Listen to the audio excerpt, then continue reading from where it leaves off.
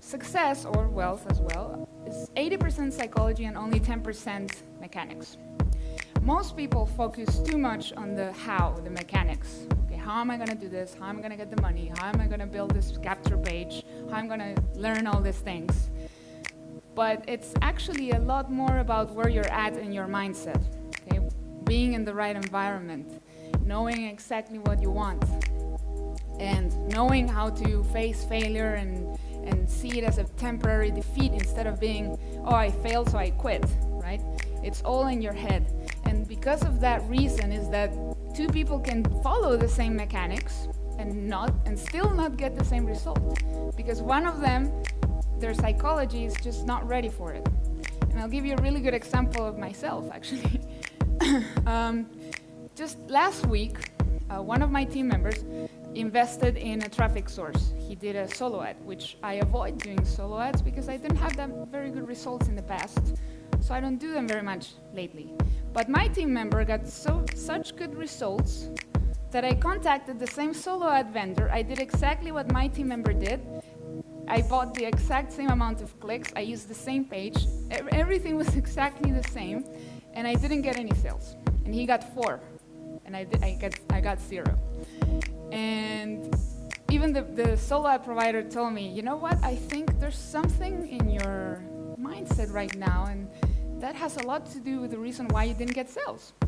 It was probably because I approached the traffic source already with this prejudice that it was not going to work because I had bad experience in the past with solo ads. So why would it work now, right? And so it didn't work. So that's why I stress this, because it really is important that when you find yourself in this mindset, in this negativity, to get yourself out fast, because it's going to influence everything that you do. Even if you do exactly what someone successful tells you to do, it might not work. So you need to identify those limiting beliefs. We need to really look at all the stories that we keep telling ourselves, or the stories about why it's not going to work, why we're never going to make it.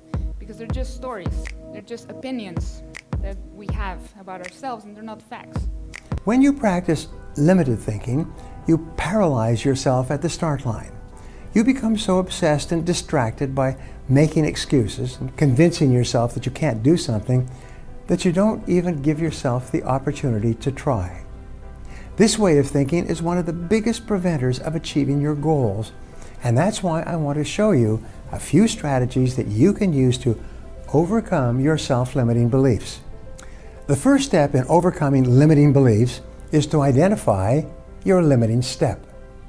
One of the most valuable exercises you can engage in to accomplish any goal you can set for yourself is to ask yourself, what is my limiting step? What is the one factor that determines the speed at which I achieve my goal, or whether I achieve it at all? The second step to overcoming limiting beliefs is to develop an unshakable self-confidence. To develop high levels of self-confidence, you must first understand the law of concentration. This law states that anything you dwell upon grows in your reality, or as they say, what you think about, you bring about. The next strategy for overcoming limiting beliefs is to develop a clear plan of action that will allow you to move past obstacles and stay focused on moving towards your goals.